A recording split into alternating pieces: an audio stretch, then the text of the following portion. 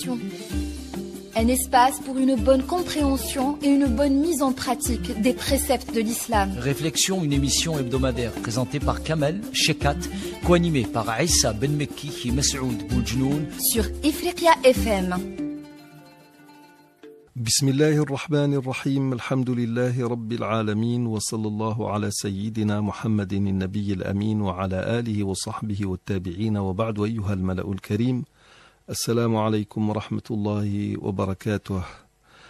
Bukhari et Muslim rapportent d'après Omar ibn al-Khattab radiyallahu anhu qu'il a dit: pendant que nous étions un jour assis chez l'envoyé de Dieu alayhi salatu wassalam, voici que se présenta à nous un homme vêtu d'habits d'une blancheur resplendissante et aux cheveux très noirs. On ne pouvait distinguer sur lui une trace de voyage alors que personne d'entre nous ne le connaissait. Il prit alors place en face du prophète alayhi salatu wassalam, il plaça ses genoux contre les siens et posa les paumes de ses mains sur ses cuisses et lui dit: Ô Muhammad, informe-moi sur l'islam. L'envoyé de Dieu alayhi salatu wassalam dit alors: l'islam consiste en ce que tu dois témoigner qu'il n'est d'autre divinité que Dieu et que Mohammed est son messager. Accomplir la prière, s'acquitter de l'aumône légale, observer le jeûne de Ramadan et accomplir le pèlerinage à la maison de Dieu si les conditions de voyage le permettent. Son interlocuteur lui répondit: tu as dit vrai, et nous de nous étonner tant de sa question que de son approbation. Puis il reprit: informe-moi sur la foi. Le prophète alayhi salatu wassalam répliqua: la foi consiste en ce que tu dois croire en Dieu, en ses anges, en ses livres, en ses prophètes, au jugement dernier. Tu dois croire aussi à la prédestination, touchant le bien comme le mal. L'homme lui dit encore: tu as dit vrai. Et il reprit: informe-moi sur la vertu. Et au prophète alayhi salatu wassalam de répondre: la vertu consiste à adorer Dieu comme si tu le voyais, mais même si toi tu ne le vois pas, lui certes te voit. L'homme lui dit encore: informe-moi sur l'heure dernière, ou l'heure du jugement dernier. Et le prophète lui répondit: sur l'heure du jugement, l'interrogé n'est pas plus savant que celui qui le questionne. Là-dessus l'homme lui dit: mais fais-moi connaître les signes précurseurs. Et le prophète lui répondit: ce sera lorsque la servante engendrera sa maîtresse, lorsque tu verras les va-nu-pieds, ceux qui vont nus, les miséreux, les pâtres, se faire élever des constructions de plus en plus hautes. Là-dessus l'homme partit. Je demeurai là longtemps, puis le prophète alayhi salatu wassalam me dit: ô Omar, sais-tu qui m'a interrogé? Non, répondis-je. Allah et son envoyé en cette matière sont plus savants. Cet homme-là était l'archange Gabriel, il vient de la sorte à vous pour vous apprendre votre religion. Ce hadith a été baptisé par un grand savant de la nation musulmane, qui n'est autre qu'Ibn Daqiq al-Eid, par Sunnah. C'est-à-dire que, tout comme nous avons dans le Coran Surat al-Fatiha qui est qualifiée de al-Qur'an, c'est-à-dire mère du Coran ou matrice du Coran, ce hadith est pour bon nombre de savants la matrice même de la tradition prophétique, car à lui seul, il résume l'islam dans sa globalité. Plutôt que de décortiquer ce hadith, nous allons parler aujourd'hui de spiritualité, un terme générique que beaucoup d'entre nous ont tendance à utiliser ou à employer à tort et à torrent. Professeur Belmeki, ce hadith vous le connaissez, comme la majorité des musulmans. Oui, bien sûr. D'accord. Donc nous avons là un exposé détaillé de ce qui est dû aux musulmans à 3 niveaux, qui sont l'islam, la foi et l'ihsan. La vertu, la bienfaisance, la bienséance. Oui, tout ça se résume justement dans la spiritualité de l'islam. Avant d'aller plus loin, il vaudrait peut-être mieux définir ce que c'est que la spiritualité. La spiritualité, évidemment, en langue française, c'est un mot qui est dérivé de spiritus, donc c'est un mot latin qui veut dire esprit. Et de façon générale, c'est la qualité de ce qui est esprit. Par exemple, la spiritualité de l'âme. Ça, c'est dans la langue française. Oui. En théologie, la spiritualité, c'est tout ce qui a pour objet la vie spirituelle. Donc la vie religieuse. Oui. Parce que spiritualité et religion sont la même chose pour beaucoup de gens. Sémantiquement, ce n'est pas la même chose. La spiritualité, c'est la lecture de la religion dans son esprit. D'accord. Alors, d'ores et déjà, il faut évacuer le mysticisme, à ne pas confondre avec le mysticisme. Le mysticisme, qui vient donc du latin mysticus. C'est quelque chose qui est relatif au mystère. Donc c'est une doctrine philosophique et religieuse d'après laquelle la perfection consiste en une sorte de contemplation, tout simplement une contemplation, qui va jusqu'à l'extase et unit l'homme à la divinité. Est-ce ce qui est décrit dans la troisième partie du hadith, quand Jibril demande au prophète alayhi salatu wassalam de l'informer sur l'ihsan? Non, pas tout à fait. Pas tout à fait, parce que l'ihsan, ce n'est pas une contemplation qui vise à l'extase. C'est un vécu. C'est un vécu. D'accord. Et l'ihsan, dans le hadith de Sayyidina Jibril alayhi salam, c'est les 8 vertus de l'enseignement de Confucius.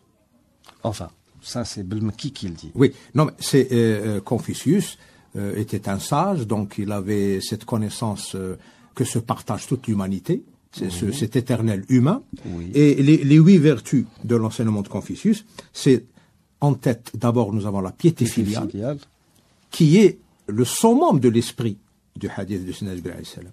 Parce que c'est un fondement de piété. Oui, qui est, enfin, dans la majorité des versets, piété filiale va de pair avec l'unicité de Dieu. Voilà. Dieu a décrété que vous n'adoriez que lui seul. Et vous a enjoint à être bon. La piété filiale va toujours de pair avec le culte de Dieu. Oui. Ça va de pair. Donc nous avons la piété filiale, le respect pour vos prochains, donc c'est les dimensions sociales dans leur esprit de l'islam, la loyauté, tenir ses promesses, la courtoisie, la justice, qui est le fondement, qui est le nœud gordien de la religion de l'islam et de la société musulmane. Être incorruptible, donc être un être à l'abri de tout ce qui est connivence, complaisance, laxisme, iniquité, etc. Et la pudeur, le haya. Donc ces 8 vertus qu'enseignait Confucius, à elles seules résument cette action dans l'excellence qu'est l'ihsan. Où je voulais en venir, c'est que l'esprit de l'islam, justement, il est universel et c'est la base, le fondement de son universalité. Docteur Shiban traduisait ihsan par bel agir. Oui, voilà, le bel agir, oui. Et la sagesse chinoise va plus loin que ça. Les Chinois, enfin les sages chinois, ils croient dur comme fer que si un être humain n'a pas du tout de vertu, il sera considéré comme étant pire qu'une bête. Voilà. C'est exactement l'esprit même de l'esprit même de l'islam. Ils sont tels des bêtes de somme, sinon plus égarés. Cette sagesse admet également que la piété filiale qui est en tête de liste de ces 8 vertus est la garante d'une famille rectifiée, c'est-à-dire d'un état stable. Donc c'est la projection dans la famille et dans la société. Et c'est ça l'esprit de la chose. Donc il y a cette notion aussi d'harmonie qui est citée dans le Coran al-Karim, en particulier fait sur Ar-Rahman. وَالسَّمَاءَ رَفَعَهَا وَوَضَعَ الْمِيزَانَ أَلَّا تَطْغَوْا فِي الْمِيزَانِ وَأَقِيمُوا الْوَزْنَ بِالْقِسْطِ وَلَا تُخْسِرُوا الْمِيزَانَ. Dans ces 2 ou 3 versets, la balance c'est synonyme de justice. Donc le ciel, nous l'avons élevé. Nous avons élevé les cieux et instauré l'harmonie. Le deuxième sens de balance, c'est l'harmonie. Là, c'est le pouvoir. C'est l'état stable. Une exhortation à ne pas être corruptible. Voilà. Et pour que vous n'abusiez pas du pouvoir, rendez la justice avec équité. Le wazn, c'est la justice. Là, c'est l'aspect commercial, l'aspect intersociétal. Donc, cette harmonie qui est dans l'esprit de l'islam, on la trouve dans la sagesse chinoise. Pourquoi? Parce que l'islam, justement, religion universelle, est destiné à tout le genre humain.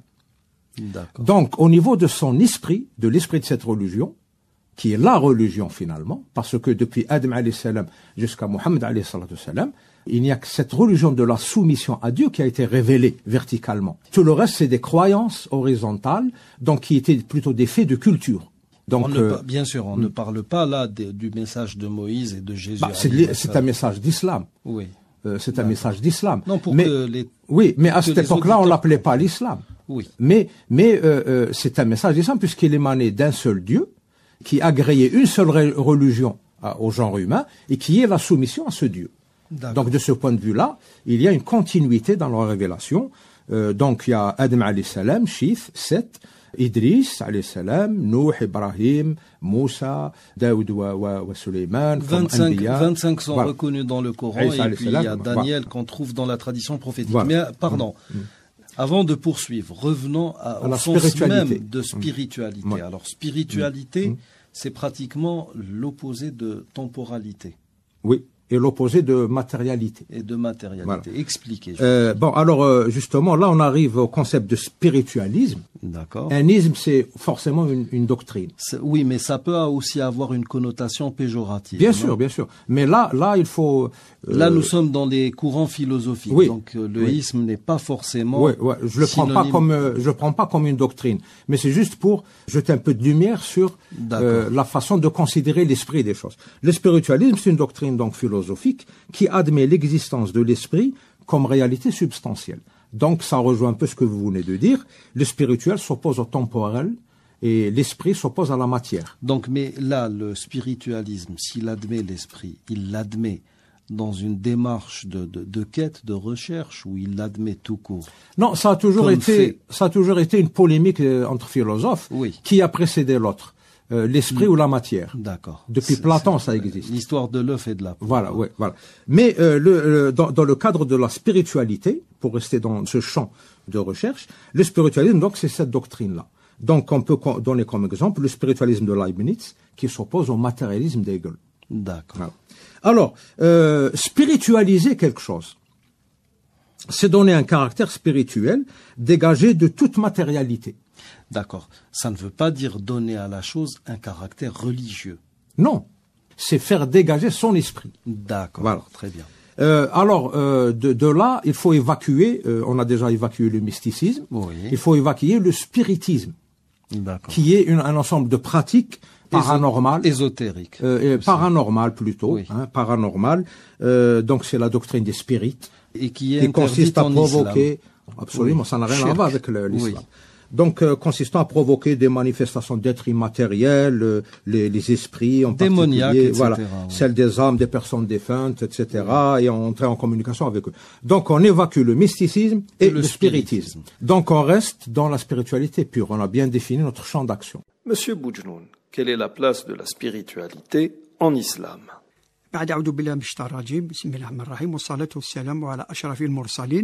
Je pourrais vous répondre que l'islam est avant tout une spiritualité. Et comment en sera-t-il autrement alors que Dieu dit dans le Coran, en s'adressant au prophète sallallahu alayhi wa sallam, et c'est ainsi que nous t'avons révélé un esprit de notre part. Par esprit, il faut entendre bien sûr le noble Coran qui a été révélé au prophète sallallahu alayhi wa sallam. Or, c'est le noble Coran qui a donné naissance à l'islam. Dès lors, nous pouvons dire, sans risque de nous tromper, que l'islam est une pure spiritualité. C'est quoi au demeurant la spiritualité? C'est l'opposé de la matière. Si le matériel a trait à tout ce qu'on voit et à tout ce qu'on touche, le spirituel a trait à tout ce qu'on ne voit pas et qu'on ne touche pas, mais auquel on croit par nature innée, fitra. Comme c'est le cas, bien sûr, pour la croyance en Dieu, en la vie après la mort, en l'immortalité de l'âme, etc. Le Coran a fait état de cette prédisposition innée de l'homme à croire en ce qui est invisible et spirituel, comme la foi en Dieu et en son unicité, tawhid. Il dit à cet effet, وَإِذْ أَخَذَ رَبُّكَ مِنْ بَنِي آدَمَ مِنْ ظُهُورِهِمْ ذُرِّيَّتَهُمْ وَأَشْهَدُهُمْ عَلَى أَنفُسِهِمْ أَلَسْتُ بِرَبِّكُمْ. Et lorsque ton Seigneur a pris les enfants d'Adam, des reins ou des dos de leur père, et les a fait témoigner contre eux. Ne suis-je pas votre Seigneur? Donc, et le Coran dit aussi, telle est la nature qu'Allah a donnée originellement aux hommes. Pas de changement à la création d'Allah.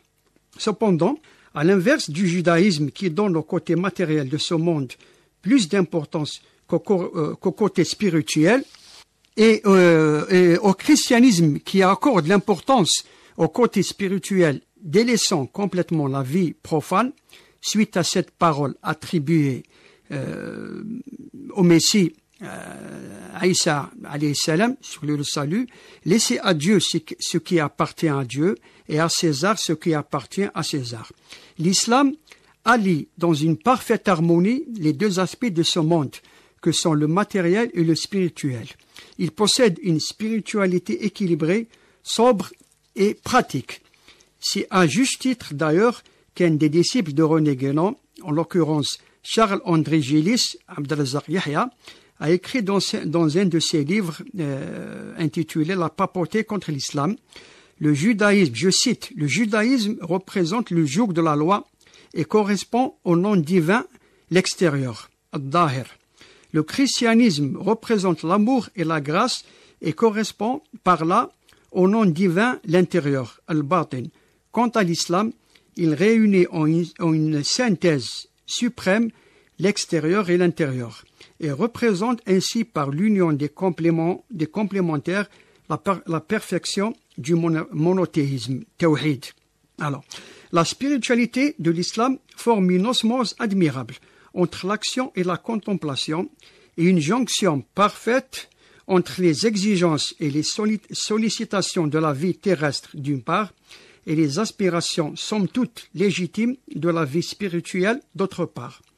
Le meilleur exemple à ce sujet nous est donné bien sûr par la vie exemplaire du prophète sallallahu alayhi wa sallam qui a su allier dans une synthèse admirable les deux aspects comme l'enseigne le Coran qui dit « Et recherche à travers ce qu'Allah t'a donné la demeure dernière et n'oublie pas ta part ici-bas.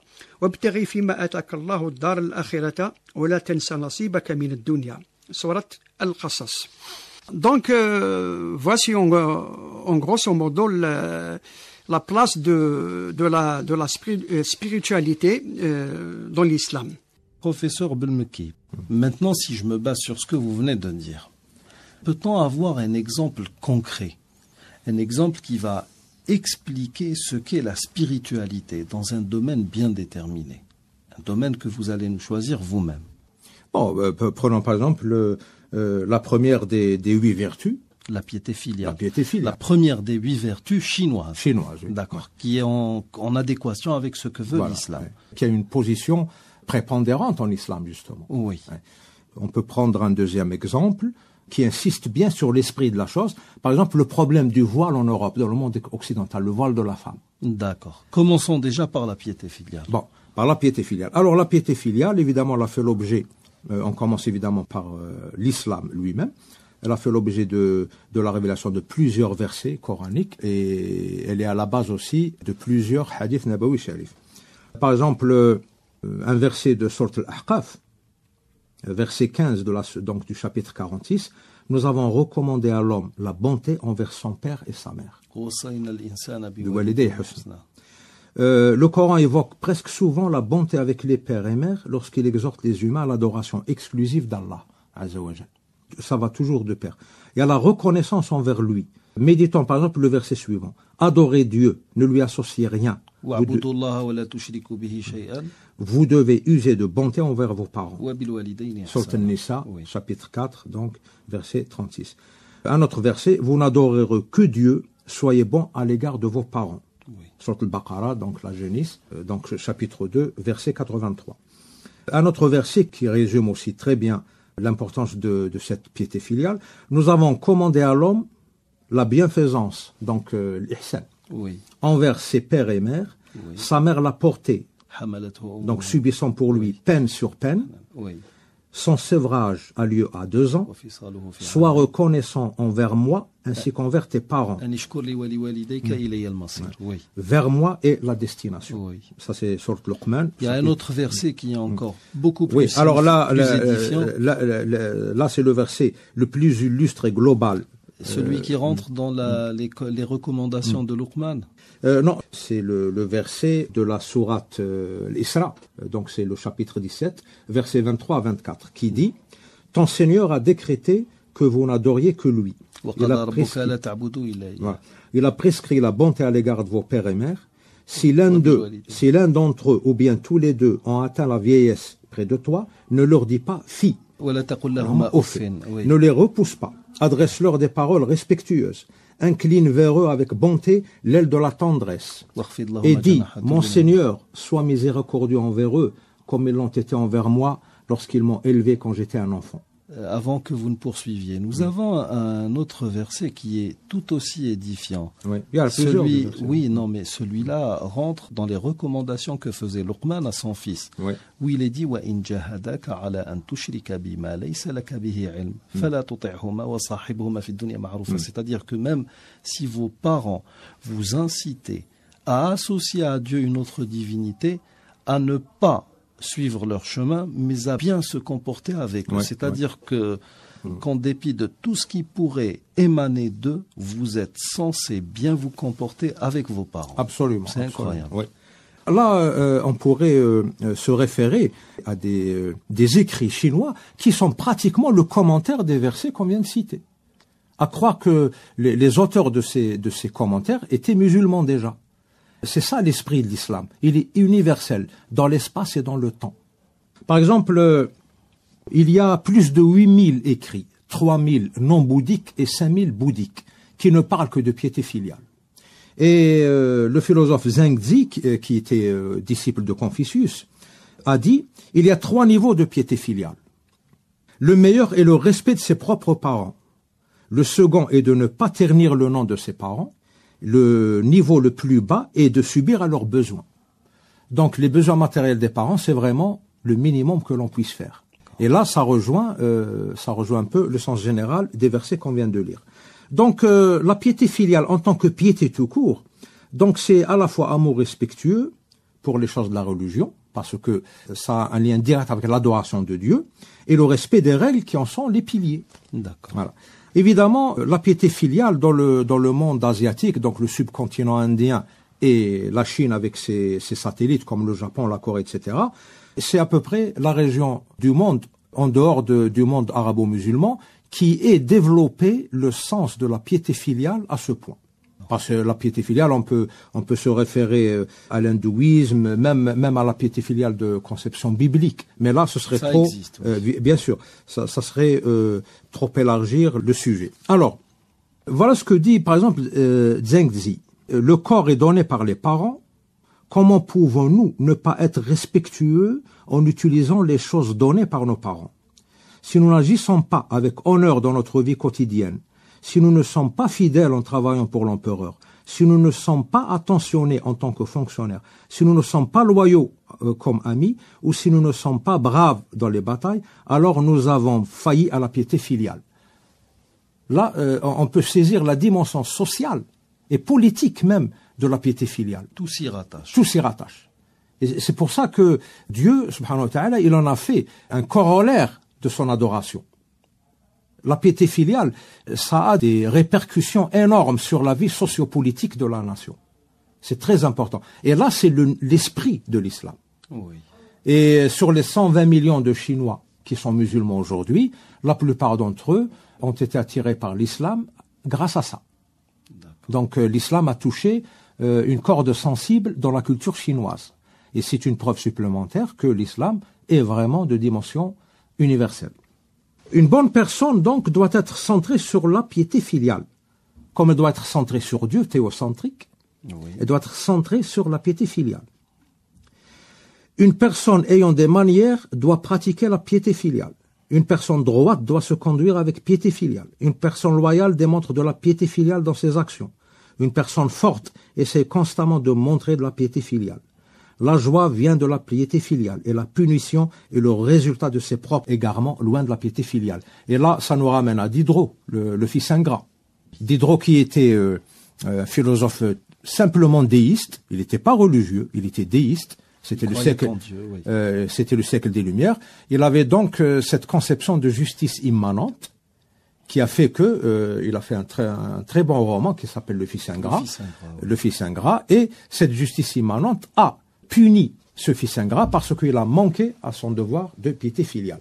Donc la piété filiale, même chez un simple déiste, un occidental, et Dieu seul sait si l'Occident ne piétine pas ce genre de principe, eh ben, Diderot a admis cette justice immanente qui fait que un fils ingrat, quelqu'un qui ne respecte pas ses parents, est forcément puni, ne serait-ce que par une justice immanente.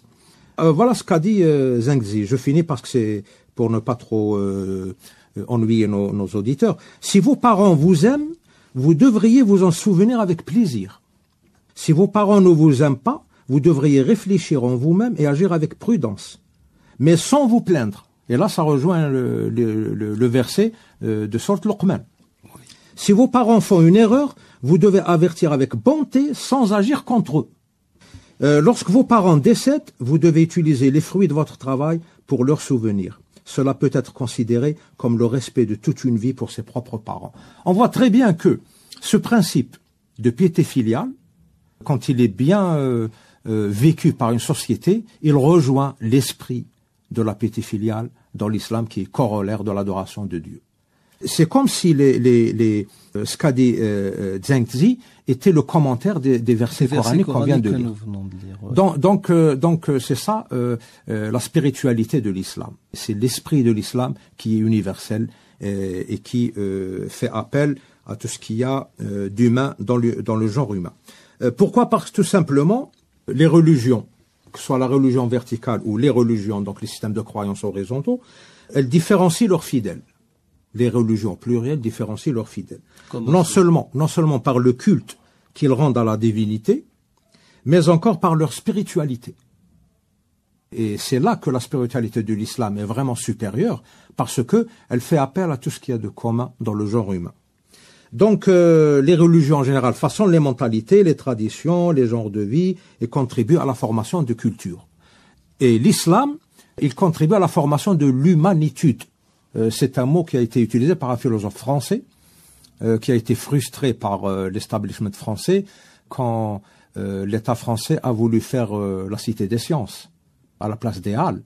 Lui, il proposait un ordonnancement chronologique des avancées scientifiques faites par l'humanité, donc dans l'ordre du temps. Il voulait donc commencer par d'autres branches. Non, il voulait commencer par la pierre éclatée, carrément. Par la préhistoire, la pierre éclatée, et arriver à la navette spatiale. D'accord. L'establishment français, on a décidé autrement. Oui. On commence dès l'entrée de la Cité des Sciences, on commence par la navette spatiale, et puis on arrive à la pierre éclatée. Alors il s'est exilé, il est maintenant professeur universitaire en Californie. Cette conception, donc, de la religion, dans son esprit, est à la base de la spiritualité de l'islam. Monsieur Boujnoun, dans ce que vous disiez tout à l'heure, tout était bon, du moins pour moi qui suis musulman. Ce qui n'a pas empêché certains d'accuser l'islam d'être une religion formaliste, littérale, et certains même disent que c'est une religion sèche. Que répondez-vous à tout cela? C'est vrai que l'islam a toujours été accusé d'être une religion sèche, littérale, dépourvue de spiritualité, formelle, où il est plus question de crainte de Dieu et de soumission aveugle que d'amour et d'intimité avec Dieu. Ce préjugé tenace qui date du Moyen-Âge revient souvent dans les propos des détracteurs de l'islam, qu'ils soient des chrétiens sectaires ou des orientalistes partiaux. Elle a été réitérée par l'ancien pape Benoît XVI dans sa fameuse conférence de Ratisbonne en Allemagne en 2006, qui a fait couler beaucoup d'encre à cette époque-là. Certes, il n'y a pas d'accusation plus injuste que celle-ci, dans la mesure où c'est l'islam qui a donné à l'humanité les plus grands des saints et les plus prestigieux des spiritualistes, qui ont parlé de l'amour de Dieu, de la vie éternelle, de la perfection de l'âme, etc.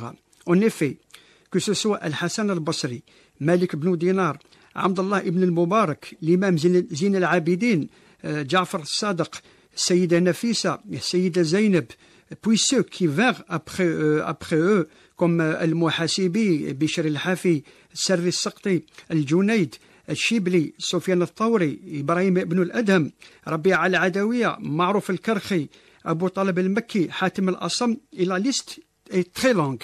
Puis, il y eut les prestigieux maîtres spirituels qui ont marqué leur époque par une intense spiritualité, en nous laissant des livres qui témoignent de la spiritualité vivante de l'islam, contrairement à ce que prétendent les détracteurs de l'islam. Les noms de Abdullah al-Jilani, Abdul Qadir al-Jilani, d'Abu al-Qasim al-Qushayri, d'Abu Hamid al-Ghazali, Abu al-Hassan al-Shadili, Jalal al-Din al-Rumi, Abdullah al-Ansari, Abu Madyan Shu'aib, الشاه برهان الدين الرباني، ابن عطاء الله السكندري، فريد الدين العطار، أحمد الزروق، ابن عربي، أحمد السرهندي، ولي الله الدهلوي، et plus près de nous, Ahmed Tidjani, l'émir Abdelkader, le cheikh Ahmed Snoussi témoignent on ne peut plus de la vivacité de la spiritualité musulmane qui est toujours vivante et que l'on voit à travers les confréries soufis qui sont toujours actives à travers le monde et Dieu merci. On voit maintenant beaucoup de nombreux occidentaux, notamment parmi les penseurs, les intellectuels, les savants, qui embrassent l'islam justement par le biais des confréries soufis, parce que ils ont trouvé dans ces confréries le souffle de l'islam et ce qui leur manquait, c'est-à-dire la soif de Dieu et l'intimité avec lui. Professeur Belmeki, donc si j'ai bien compris, c'est parce que l'Occident n'a pas pris considération de cet aspect de la spiritualité qu'il s'est mis à combattre certains faits jugés religieux. Donc il y a eu, d'une part, amalgame entre spiritualité et religiosité, et d'autre part, on n'a pas su faire la part des choses entre ce qui est temporel et ce qui est spirituel. Voilà, absolument. Proprement dit. Vous avez évoqué tout à l'heure tout ce qu'il y a eu au sujet du voile. Oui, oui. Par exemple, la polémique qui a été soulevée en France, bon, c'était un peu partout dans l'Occident, mais particulièrement en France, et particulièrement à Paris. Et là, vous allez être vraiment étonné. Parce que le fait que les Occidentaux en général et les Français en particulier aient adopté cette attitude de rejet systématique du voile de la femme musulmane, oui, ce qu'ils ne l'ont jamais compris dans son esprit. Comment cela? Il aurait fallu, pour qu'ils l'acceptent dans son esprit, qu'ils aient des notions respectables sur le voile d'Isis. Bon, la civilisation gréco-romaine, ne l'oublions pas, elle a été à l'école de la civilisation orientale. C'est clair. Bon. D'ailleurs, les disciples de l'Égypte ancienne sont connus. Homère, Solon, Pythagore, Démocrite, Eudoxe, oui, Hérodote, Jamblique, Platon, Plutarque, Thalès, etc. Tous ces philosophes grecs qui sont donc à l'origine de la civilisation gréco-latine, donc hellénistico-romaine, ont été à l'école de l'Égypte ancienne. Oui. Et Isis est une divinité de l'Égypte ancienne. D'accord. Mais ce qu'il y a d'intéressant à savoir sur cette divinité, je ne dis pas déesse, c'est une divinité égyptienne, qui était considérée comme la sœur et la femme d'Osiris et mère d'Horus, elle représentait le type de l'épouse et de la mère idéale. Donc Isis, divinité de l'Égypte ancienne, elle symbolisait, elle incarnait le type de l'épouse et de la mère idéale. Donc son culte se basait spécialement sur une inscription qu'on a trouvée sur sa tombe supposée, à Memphis, à Saïs plus exactement. Donc on a trouvé une statue recouverte d'un voile noir, et sur le socle de la statue, il y avait cette inscription. Je suis tout ce qui fut, ce qui est, ce qui sera, et aucun mortel n'a encore osé soulever mon voile.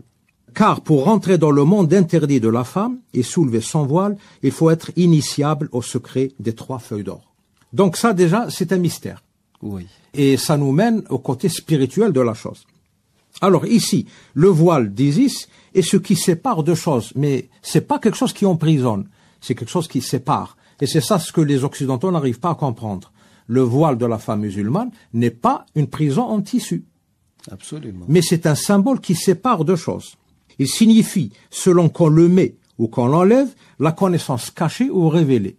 Donc vous voyez le côté spirituel de la chose. Sous ce voile, le voile d'Isis, se cachent tous les mystères et le savoir du passé. Le retrait du voile d'Isis représente la révélation de la lumière, et réussir à soulever le voile d'Isis, c'est devenir immortel. Donc, si les Occidentaux arrivent à saisir l'esprit du voile d'Isis, ils comprendraient plus facilement ce qu'ils ont baptisé voile islamique. Voilà, l'opportunité du voile dans l'islam. Parce que le voile dans l'islam, c'est une prescription vestimentaire, oui, qui protège la femme. Donc, il la sépare d'un monde profane qui protège la femme, mais qui ne l'emprisonne pas. Et ça n'a rien d'ostentatoire, ça n'a rien d'aliénant. Pourquoi les Occidentaux n'arrivent pas à comprendre ça? Parce que dans le monde oriental, même pour une non-musulmane, le port du voile est obligatoire.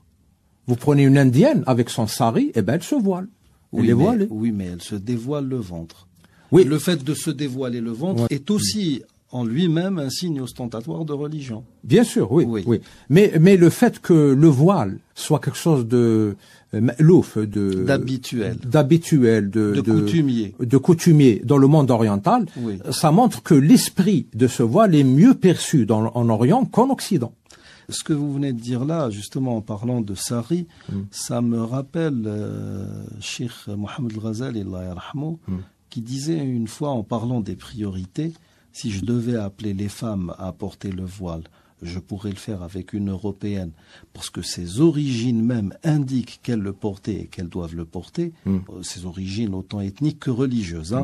Mais en parlant des indiennes, il a dit, on ne peut pas en faire une priorité pour une hindoue, parce que pour une hindoue, le fait de se dénuder le ventre est un signe ostentatoire de religion. Mais la question qui me vient à l'esprit est la suivante. Qu'est-ce qui empêche les Occidentaux, avec tout ce qu'ils ont atteint comme civilisation, comme savoir, comme ouverture sur les autres, parce qu'ils ne cessent de nous chanter cela, qu'est-ce qui les empêche d'aller au fond des choses? Qu'est-ce qui les empêche d'aller justement vers la spiritualité, vers l'esprit de toute chose?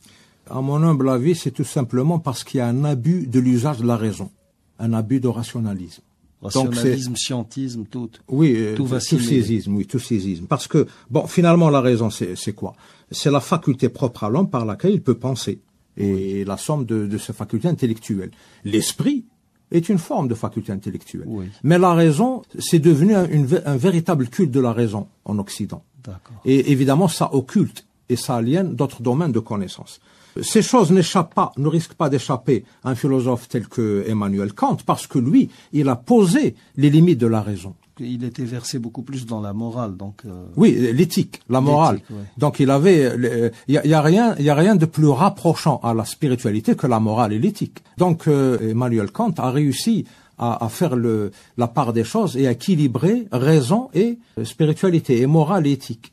Pourquoi? Parce que, par exemple, dans sa critique de la raison pure, il pose une question: que puis-je savoir? Donc, l'imitation fondamentale de la raison. Dans la critique de la raison pratique, il présente une morale du devoir, justement, qui est l'impératif catégorique. Elle est fondée sur l'autonomie de la volonté humaine et le respect de la loi universelle. Ça le rapproche donc de la spiritualité. La critique du jugement, qui aborde à travers le problème du beau la question de l'intersubjectivité, elle pose les limites de la faculté de juger. Donc la raison étant domestiquée, la foi peut s'exercer, elle peut être vécue. Et ce qu'il y a de bien chez Emmanuel Kant, c'est qu'il nous laisse comprendre que comme on peut perdre la foi, on peut perdre la raison. Absolument. Donc c'est pas des trucs infaillibles. Nietzsche, il a perdu la raison à la fin de sa vie. Et il a touché au domaine de la religion, de la théologie. Il a même dit, il était complètement dément à la fin de sa vie, il a dit « Dieu ne peut pas exister parce que s'il existait, ça serait moi ». Voilà où l'a mené sa science. La raison. La raison. Donc, l'une des causes majeures de cette incapacité de l'Occident à comprendre l'esprit de l'Orient, c'est ça. C'est un abus de l'usage de la raison. D'accord. Les musulmans ne seraient-ils pas aussi un frein? L'une des raisons majeures qui en fait que l'Occident ne puisse voir justement la spiritualité ou tout simplement la spiritualité de l'islam sous son vrai jour. Absolument, ils en supportent une très grande responsabilité. Je ne parle pas, attention, je ne parle pas des pouvoirs musulmans, je parle des musulmans, je parle de la scolastique musulmane. Cette même scolastique qui nous empêche d'avoir, par exemple dans un pays comme l'Algérie, ce que nous appelons en langue arabe le marji'iyya, c'est-à-dire une assemblée collégiale qui fait référence en cas de problème et qui peut établir des avis religieux qui feraient consensus et auxquels tout le monde s'arrêterait. Nous avons des gens qui ont toujours agi et qui sont en train d'agir contre cela. Maintenant que l'on ne vienne pas me dire que ce sont les contextes politiques dans lesquels nous vivons qui ont empêché cela, parce que du temps de la France, il y a eu Jum'iyat al-Ulama al-Muslimin qui constituait quand même une base très très sérieuse. Et il y a eu à l'image de Jum'iyat al-Ulama al-Muslimin, il y a eu d'autres rassemblements de savants, d'autres associations. Donc, ne sommes-nous pas, nous, musulmans du XXIe siècle, à la base de ce rejet même de l'islam, de par l'image que nous dégageons? Nous le sommes, mais pour d'autres raisons. Comment C'est pas par usage abusif de la raison. C'est parce qu'on on a failli à réhabiliter la charia, qui est la voie qui mène vers Dieu. Parce que il n'y a que la charia qui puisse intégrer la vérité spirituelle, le haqiqa, et la vérité philosophique et théologique qui est l'aql. D'accord. Et il n'y a que la charia qui puisse, cette voie qui mène vers Dieu, qui puisse les intégrer. La charia, pour le moment, n'est pas réhabilitée dans les sociétés musulmanes. Parce qu'il y a un conflit entre l'État-nation, l'État-providence, conception moderne de la nation, et la conception ancienne de l'État de l'islam. Il y a un conflit qui n'est pas encore résolu. Donc le monde musulman a failli à sa mission, disons parce qu'il n'y a pas réellement de prosélytisme en islam. Le fameux document de Médine le prouve. C'est un document séculier qui est basé sur la citoyenneté, l'état de droit. Il a même posé les limites de la politique extérieure de la cité-État qui était Médine. Oui. Médine a joué le même rôle que Rome et Athènes, qui ont vu le jour au 8e siècle avant Jésus-Christ. C'était avant tout des cités-États qui sont devenus après le noyau d'empire. D'un empire. Oui. D'un empire. L'empire égéen pour les Grecs et l'empire romain pour Rome, pour les Romains. Donc la cité-État de Médine a été fondée à partir d'un document séculier. Oui. Mais qui considérait l'État comme ne pouvant pas être neutre quand il s'agit de choix culturels, religieux ou cultuels ou éthiques en général, ou moral et éthique. Donc c'est un équilibre extraordinaire qui faisait que n'importe quel citoyen pouvait vivre sa citoyenneté indépendamment de son modèle de croyance ou autre chose. Parce que là, c'est une autre preuve d'universalité de l'islam. Oui. Les musulmans, pour le moment, ils ont failli à rétablir cet État, cette cité-État qui était Médine, donc cette gouvernance éclairée qui était le Hukm al-Rashid, cet État prophétique qui avait à la tête le Rasul sallallahu alayhi wa sallam. Donc on a failli à rétablir ça, et le jour où on arrivera à le rétablir, le monde entier pourra à ce moment-là saisir l'islam dans son esprit. Maintenant, il y a une autre raison pour laquelle l'Occident ne profite pas tellement de l'héritage oriental. L'Occident a toujours été, je mets ça entre guillemets, ingrat envers l'héritage oriental. Comment cela? Par exemple, la Renaissance européenne a été faite à partir de deux facteurs. Le premier facteur, c'est l'héritage scientifique de l'Andalousie. Et il y a un autre facteur, c'était le néoclassicisme, c'est-à-dire le retour aux sources.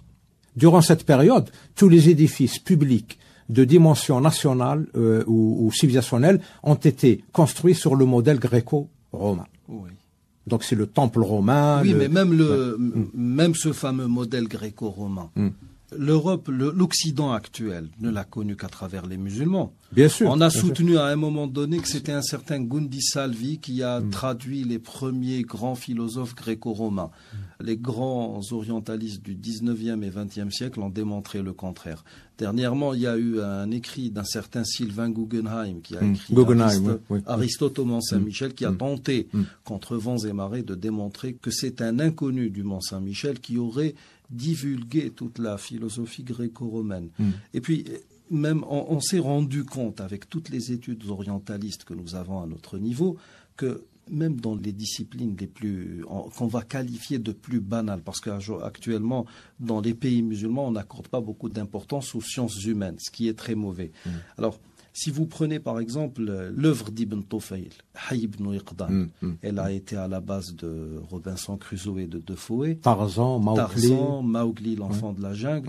Et le problème, c'est que Hayy ibn Iqdan a fait en sorte que le personnage se trouve isolé sur une île, et ce personnage cogitait sur des questions d'ordre existentiel et métaphysique. Il ne pensait pas uniquement à se remplir la panse, comme c'était le cas pour Robinson Crusoe, Mowgli ou bien Tarzan. Là, c'est une faillite de l'Occident à saisir, parce que c'était une lettre philosophique, Risala al-Falsafiyya, Hayy ibn Iqdan. Et le titre même de cette Risala al-Falsafiyya est très éloquent. Hayy ibn Iqdan. Vivant. Hayy, donc c'est vivant. Hayy, al-qalb yaqid al-fikr. D'accord. Donc l'être humain, même si Yaqdan, c'est l'éveillé. Donc c'est le vivant fils de l'éveillé. Voilà. Bon, voilà. Enfin, c'était une traduction. Non, le titre n'est pas fortuit. Hein. Oui. C'est un titre qui en dit long. Le message, en fait, c'était quoi? Que l'être humain, même s'il évoluait dans une société qui n'est pas humaine, il a une autre forme cognitive, d'acquisition de connaissances. La cognition, oui. La cognition, qui est intrinsèque à l'homme.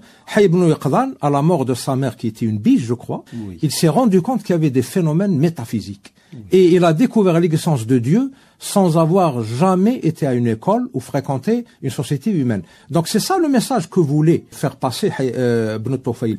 Je ne dirais pas que l'être humain est d'essence divine, mais qu'il a une dimension qui est faite pour s'abreuver dans le divin. Et pour rencontrer le divin. Et pour rencontrer le divin. Donc c'est ça. L'esprit de la lettre philosophique de Ibn Tufayl n'a pas été saisi par les Occidentaux. Alors on en a fait Tarzan, on a fait Mowgli fils de la jungle, on a fait Robinson Crusoe, on a fait un tas de choses. Qui s'apparentent beaucoup plus à un phénomène de consommation, voilà. de grande consommation même. Voilà. Il y a un autre problème de non-reconnaissance de l'héritage oriental. Prenez par exemple la ville de Paris. Il y a un tas d'historiens qui disent que le nom de Paris, Paris 6, dérive de la déesse Isis, justement, de la divinité Isis. Le professeur, par exemple, Pierre Hubac, qui reprend une certitude napoléonienne, ajoute d'ailleurs à ce propos, le nom même de Parisis pourrait bien signifier temple d'Isis, car il existait au bord du Nil une cité de ce nom, et l'hiéroglyphe Par figure sur l'enceinte d'un temple de l'Oise. En fait, comme le souligne le professeur Cheikh Anta Diop, un Sénégalais, les premiers habitants du lieu actuel où se trouve Paris, la capitale de la France, portaient le nom de Parisis, sans raison apparente. Ces derniers avaient même tenté de résister aux troupes de César. Et il poursuit. Le culte d'Isis, comme on le voit, était très répandu en France, en particulier dans le bassin parisien. Il y avait partout des temples d'Isis, selon la terminologie occidentale, mais il serait plus exact de dire maison d'Isis, car des 10 temples étaient appelés en égyptien Peur. Peur, c'est un radical égyptien. Lequel mot signifie exactement en égyptien ancien, comme en Wolof actuel d'ailleurs, c'est un dialecte français, l'enclos qui entoure la maison. Paris résulterait donc de la juxtaposition de Par, Isis, l'enclos d'Isis. Mot qui désigne effectivement des villes d'Égypte, comme le remarque Hubac. Pour ne pas trop ennuyer nos auditeurs, l'église de Saint-Germain-des-Prés serait à la place d'un temple qui était dédié à Isis. Au culte d'Isis. Au culte d'Isis. Il y a des preuves dans la nef ornant les armoiries de la ville de Paris, par exemple, etc. Donc cet esprit de civilisation orientale est arrivé partout en Eurasie.